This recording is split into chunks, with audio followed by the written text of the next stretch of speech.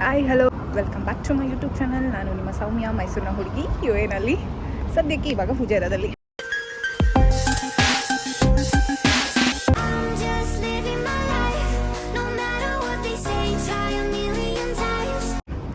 Friend call ಮಾಡಿದ್ರು, ಊರಿಂದ ಬಂದಿದ್ದೀನಿ ಮೀಟ್ ಮಾಡುವ ಅಂತ. ಸೊ ಅವಳನ್ನ ಮೀಟ್ ಮಾಡೋಕ್ಕೆ ಹೋಗ್ತಿದ್ದೀನಿ. ನಿಮಗೂ ಕೂಡ ಪರಿಚಯ ಮಾಡಿಸ್ತೀನಿ ಬನ್ನಿ. ಹಲೋ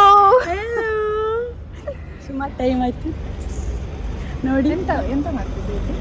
ನಾನು ಜ್ಯೂಸ್ ನನಗೆ ವೆಯ್ಟ್ ಮಾಡ್ತಿದ್ದೆ ಜ್ಯೂಸ್ ತಗೊಳಕ್ಕೆ ಅಂತ ಸುಳ್ಳು ಹೇಳ್ತಿದ್ದೆ ನೋಡಿ. ನನಗೆ ಫೋನ್ ಮಾಡಿಬಿಟ್ಟು ಬಾ ಮೀಟ್ ಮಾಡಿ. ಏನು ಮಾಡೋಕ್ಕಾಗಲ್ಲ, ಯಾಕೆಂತ ಹೇಳಿದ್ರೆ ಇಷ್ಟು ಬಿಸಿಲಲ್ಲಿ ಸ್ವಲ್ಪ ಜ್ಯೂಸ್ ಆದ್ರೆ ಕುಡಿಬೇಕಲ್ಲ. ನನಗೆ ಏನೋ ಆಗಿದೆ ನಿಜವಾಗ್ಲೂ. ಯಾಕೆ ಇಲ್ಲಿ ಬಿಸಿಲು ತಾಗ್ತಾನೆ ಇಲ್ಲ.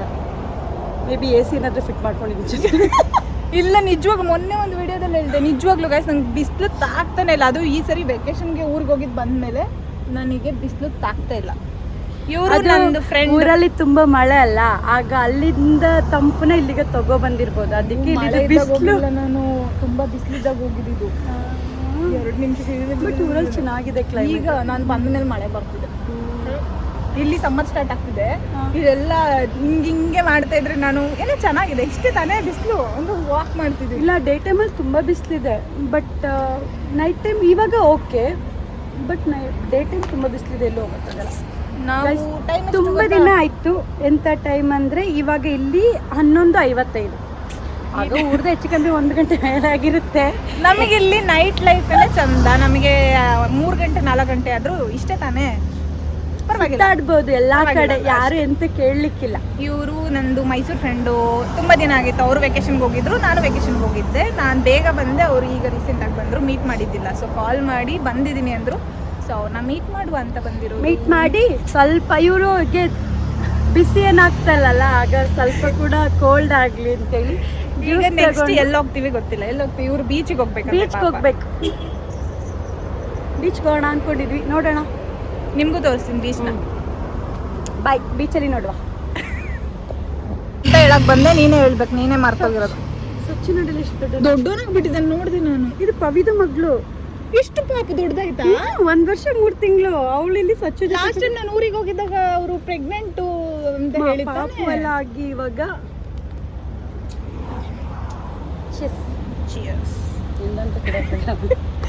ಎಂದ ಕುಡಿದ್ರೆ ಮನೇಲಿ ಎಕ್ಕಡ ದೇಟ ಬೀಳೋದು ಗ್ಯಾರಂಟಿ.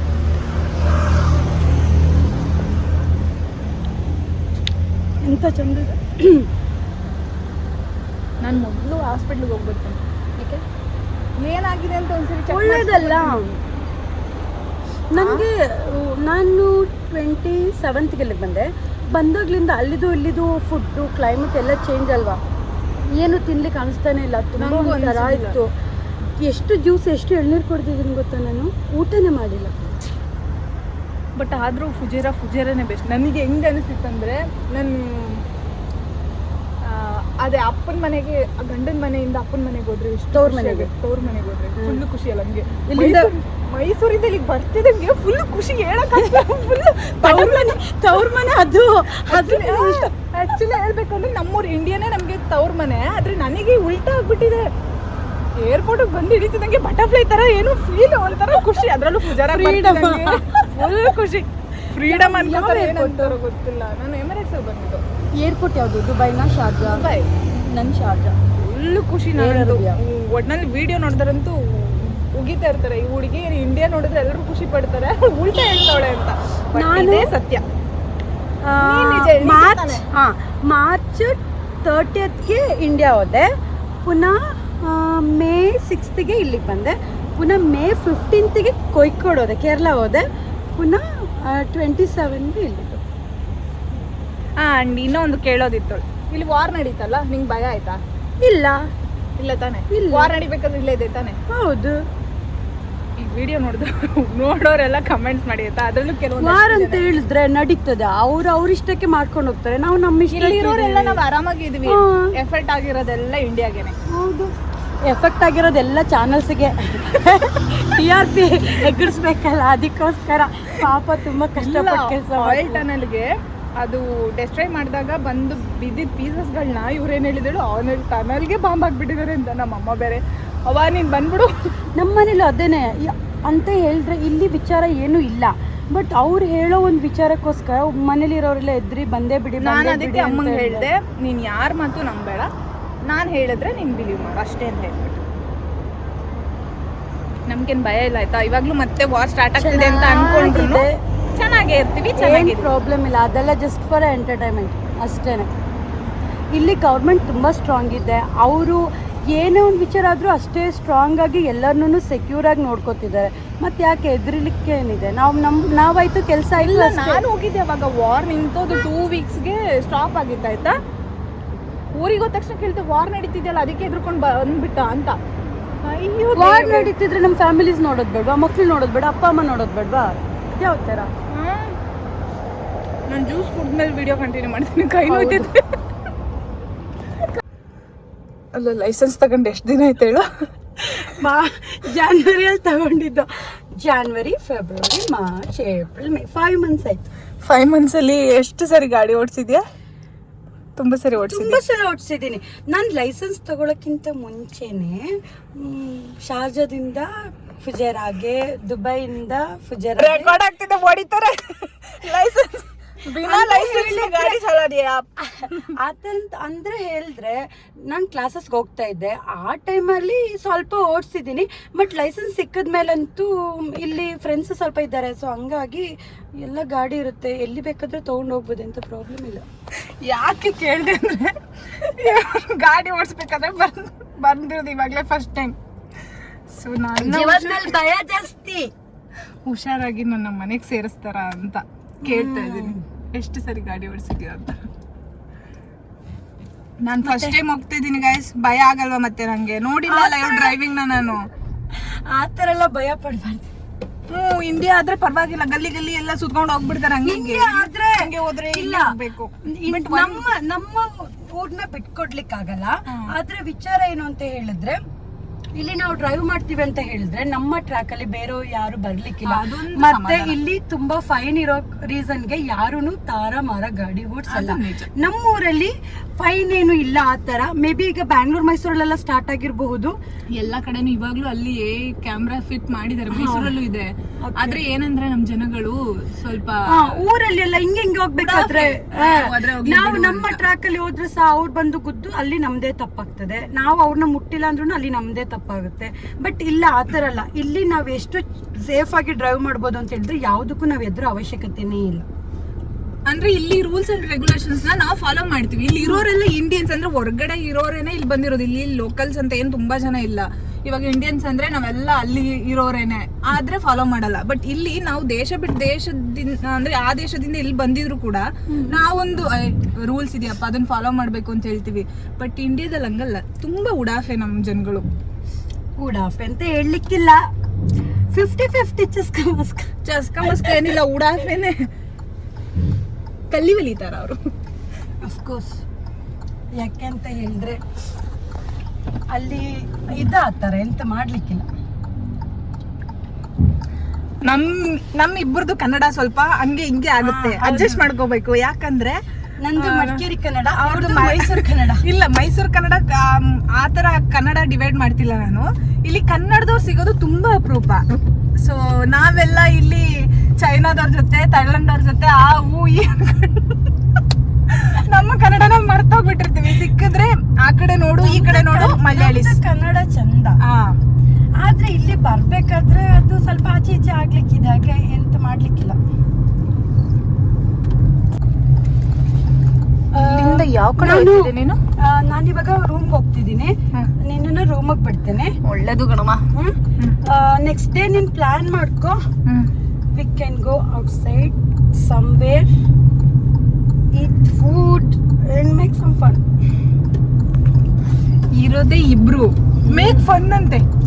ಹೌದು, ಇಬ್ರಿದ್ರೆ ಮಾತ್ರ ಮಾಡ್ಬೇಕಂತ ಏನಾದ್ರು ಇದೆಯಾ? ಹೌದು. ನಾನು ದುಬೈಗೆ ಬರ್ಬೇಕಾದ್ರೆ ಏನ್ ಅನ್ಕೊಂಡ್ ಬಂದಿದ್ದೆ ಗೊತ್ತಾ? ಅವರ ಅರಬ್ ಕಂಟ್ರಿಗೆ ಹೋಗ್ತಾ ಇದ್ದೀನಿ. ಈ ಕಡೆ ನೋಡಿದ್ರೆ ಅರಬ್ ಅವ್ರು ಇರ್ತಾರೆ, ಈ ಕಡೆ ನೋಡಿದ್ರೆ ಅರಬಿಯನ್ಸ್ ಇರ್ತಾರೆ. ನಾನು ಹಬೀಬಿ ಕಮ್ ಟು ದುಬೈ, ನಂಗೆ ನಾನು ಅರಬ್ನ ಚೆನ್ನಾಗಿ ಕಲ್ತ್ಕೋಬಹುದು, ಅರಬಿಕ್ನ ಅಂತ ಅನ್ಕೊಂಡಿದ್ದೆ. ಆದ್ರೆ ಏನ್ ಗೊತ್ತಾ ರಿಯಾಲಿಟಿ?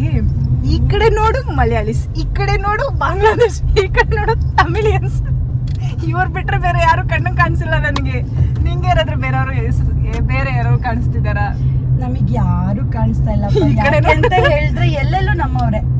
ಅದೇ ಮಲಯಾಳೀಸ್ ಎಲ್ಲೆಲ್ಲೂ ನಮ್ಮವ್ರೆ. ಮಲಯಾಳೀಸ್ ಅಂತ ಹೇಳಿದ್ರೆ ಕೇರಳದಲ್ಲಿ ಅವರು ಜಾಸ್ತಿ ಕೆಲಸ ಅಂತ ಹೊರಗಡೆ ಹತ್ತೋದು ಜಾಸ್ತಿ. ನಮ್ ಕಡೆ ಜಮೀನ್ ಇರುತ್ತೆ. ಸೊ ಆ ಜಮೀನೆಲ್ಲ ಮಾಡೋ ಒಂದು ವಿಚಾರದ ಮೇಲೆ ನಮ್ ಕಡೆ ಜನ ಯಾರು ಇಷ್ಟು ಹೊರಗಡೆ ಹತ್ತಲ್ಲ. ಬಟ್ ನಾನ್ ದೂರದ ಬೆಟ್ಟ ನುಣ್ಣಿಗೆ ಅಂತಾರಲ್ಲ ಹಂಗೆ ಇಂಡಿಯಾದಲ್ಲಿ ಇರ್ಬೇಕಾದ್ರೆ ಯೋಚನೆ ಮಾಡಿದ್ದು ಒಂಥರ ದುಬೈ ಅಂದ್ರೆ ಏನು ಒಂಥರ. ಇಲ್ಲಿಗೆ ಬಂದ್ಮೇಲೆ ಗೊತ್ತಾಗುತ್ತೆ. ಇನ್ನೊಂದು ವಿಚಾರ, ದುಬೈಯಲ್ಲಿ ದುಡಿತಾ ಇದಾರೆ ಹಂಗೆ ಹಿಂಗೆ ಹಿಂಗೆಲ್ಲ ಇಲ್ಲಪ್ಪ. ಊರಲ್ಲಿ ಸಿಗೋ ಒಳ್ಳೆ ಊಟ ಸಹ ಇಲ್ಲಿ ಸಿಗ್ಲಿಕ್ಕಿಲ್ಲ. ಹಿಂಗ್ ಹೇಳಿದ್ರೆ ನಮ್ ಜನ ಕಮೆಂಟ್ಸ್ ಹಾಕ್ತಾರೆ ಗೊತ್ತಾ, ಮತ್ತೆ ಯಾಕೆ ಈ ಸಂಕಟಕ್ಕೆ ನೀವು ಅಲ್ಲಿ ಹೋಗ್ಬೇಕು? ಏನ್ ಮಾಡಕ್ಕಾಗತ್ತೆ, ನೀವು ದುಡ್ಡು ಕೊಡಿ, ನಾವು ನಮ್ಮೂರಲ್ಲಿ ಇರ್ತೀವಿ, ಮನೇಲಿ ಇರ್ತೀವಿ. ನಮ್ ಕಷ್ಟ ಇದು ನಮ್ ಕಷ್ಟನೆಲ್ಲ ನೀವು ಕ್ಲಿಯರ್ ಮಾಡ್ಕೊಟ್ಟು ನಮ್ ಪಾಡಕ್ ನಾವು ಮನೇಲಿ ಇರ್ತೀವಪ್ಪ ಅಲ್ವಾ. ಮತ್ತೆ ನಮ್ಗಲ್ಲಿ ಇವಾಗ ಇಲ್ಲೊಂದು 50,000 ಸ್ಯಾಲ್ರಿ ಸಿಗುತ್ತೆ ಅಂದ್ರೆ ಅಲ್ಲಿ ಊರಲ್ಲಿ ಅಷ್ಟು ಸ್ಯಾಲ್ರಿ ಕೊಡ್ತಾರ? ಇಲ್ಲ. ಹಂಗಂತ ನಮ್ ಇಬ್ರಿಗೆ 50,000 ಸ್ಯಾಲ್ರಿ ಬರ್ತಿದೆ ಅಂತಲ್ಲ, ಅದು ಎಕ್ಸಾಂಪಲ್ ಗೆ ಹೇಳಿದಷ್ಟೇ. ಮತ್ತೆ ಅದನ್ನು ಹೇಳ್ತಾರೆ 50,000 ಸ್ಯಾಲ್ರಿ ಅಂತೆ, ಇನ್ನೇನ್ ಕಮ್ಮಿ ಅಂತ. 50,000 ಕಮ್ಮಿನೇ. ರೂಮ್ಗೆನ ಅರ್ಧ ಕೊಡ್ಬೇಕಾಗುತ್ತೆ, ಊಟಕ್ಕೆ ಅರ್ಧ ಕೊಡ್ಬೇಕಾಗುತ್ತೆ. ಇನ್ ನಮ್ದೇನಾದ್ರೂ ಪರ್ಸನಲ್ ಅಂದ್ರೆ ಅದಕ್ಕೊಂದು ಕಾಲ್ ಭಾಗ. ಲಾಸ್ಟಿಗೆ ಇವನ್ ಒಂದು 5% ಕೈಯಲ್ಲಿ ಉಳಿಯಲ್ಲ. ಹಂಗೂ ಸೇರಿಸ್ತೀವಿ ಅಂತ ಹೇಳಿದ್ರೆ ಬೆಳಗ್ಗೆ ಒಂದ್ ರೊಟ್ಟಿ, ಮಧ್ಯಾಹ್ನ ಏನು ಇಲ್ಲ, ಸಂಜೆ ಒಂದ್ ಜೋಸ್ ಮುಗೀತು. ಈ ವಾರಿಂದಾಗಿ ಎಲ್ಲ ಎಕ್ಸ್ಪೆನ್ಸಿವ್ ಆಗ್ಬಿಟ್ಟಿದೆ. ಹೌದು, ಎಲ್ಲಾನು ಜಾಸ್ತಿ ಪ್ರೈಸ್. ಮೊದ್ಲು ತರ ಏನು ಇಲ್ಲ ಇವಾಗ, ಏನು ಮಾಡ್ಲಿಕ್ಕಿಲ್ಲ. ಎಲ್ಲ ಹೊರಗಡೆಗೆ ಶೆಕೆಗೆ ಬೆವ್ತೋಗ್ಬಿಡೈತೆ. ಕ್ಲಾಸ್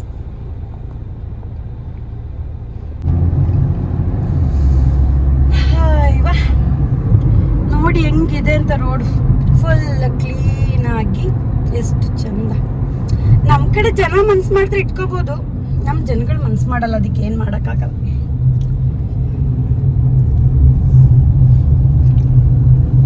ಒಬ್ರತ್ರ ಇಬ್ರತ್ರ ಹೇಳಿ ಪ್ರಯೋಜನ ಇಲ್ಲ, ಎಷ್ಟು ಜನ ಇದಾರೆ ಹೇಳಲಿಕ್ಕೆ. ಅದು ನಿಜ. ಒಬ್ರಿಂದ ಆಗೋದಾದ್ರೆ ಏನಾದ್ರೂ ಒಂದ್ ಮಾಡುವ. ಹೌದು. ನಾನ್ ಈ ಮಸ್ಜಿದ್ ಒಳಗಡೆ ಯಾವಾಗ ಹೋಗ್ತೀನಿ ಅಂತ ನಾನು ಹೋಗಿದ್ದೆಲ್ಲ 3 years ಇಂದ ಹೇಳೋದೇ ಆಯ್ತು. ನಾನು ಹೋಗೋಣ ಹೋಗೋಣ ಹೋಗೋಣ ಅಂತ. ಇದಕ್ ಬೇರೆ ಅಭಯ. ಮಾಸ್ಕ್ ಒಳಗಡೆ ಹೋಗಿಲ್ಲ, ಹೊರಗಡೆ ಅಷ್ಟೇ. ಹೊರಗಡೆ ನಾನು ಹೋಗಿರೋದು, ಒಳಗಡೆ ಹೋಗ್ಬೇಕು ಒಂದಿನ. ಹೋಗಬಹುದು, ಅಭಯ ಹಾಕೊಂಡು ಹೋಗ್ಬೇಕು. ಅಭಯ ತೆಗ್ದಿಟ್ಕೊಂಡಿದ್ದೀನಲ್ಲ ಅದಕ್ಕೋಸ್ಕರ. Very good. ಅದೇನ್ ಗೊತ್ತಾ, ನಮ್ ಇಂಡಿಯನ್ಸಿಗೆ ಬ್ಲಡ್ ಅಲ್ಲೇ ಬರುತ್ತೆ. ನಾವ್ ಎಲ್ಲಾದ್ರೂ ಹೋದ್ರೆ ಅಲ್ಲಿ ಜನಗಳಿಗೆ ಗೌರವ ಕೊಡೋದಾಗ್ಲಿ ಅಥವಾ ಅಲ್ಲಿ ಕಲ್ಚರ್ಗೆ ಬೆಲೆ ಕೊಡೋದಾಗ್ಲಿ ಅಂತ. ನಮ್ ಕಡೆ ಜನ ನಾವ್ ಯಾವ ತರ ಅಂತ ಹೇಳಿದ್ರೆ ಪ್ರತಿಯೊಂದು ವಿಚಾರಕ್ಕೂ ಹೊಂದ್ಕೊಳ್ತೀವಿ. ಇವತ್ತು ಹಾಗೇನೆ ಇಲ್ಲ, ಎಲ್ಲಾನು ಅಡ್ಜಸ್ಟ್ ಮಾಡ್ಕೊತೀವಿ. ರೆಸ್ಪೆಕ್ಟ್ ಮಾಡೋದಾಗ್ಲಿ ಕೊಡೋದಾಗ್ಲಿ. ನಮ್ ಸೌತ್ ಹಾಗಾಗಿ ನಾನು ಇಲ್ಲಿಗೆ ಬಂದ್ಮೇಲೆ ಇಲ್ಲಿ ಕಲ್ಚರ್ನ ಫಾಲೋ ಮಾಡ್ತಿದೀನಿ ಅಷ್ಟೇ. ಹಂಗಂತ ನಮ್ ಕಲ್ಚರ್ನ ಮರ್ತಿಲ್ಲಪ್ಪ.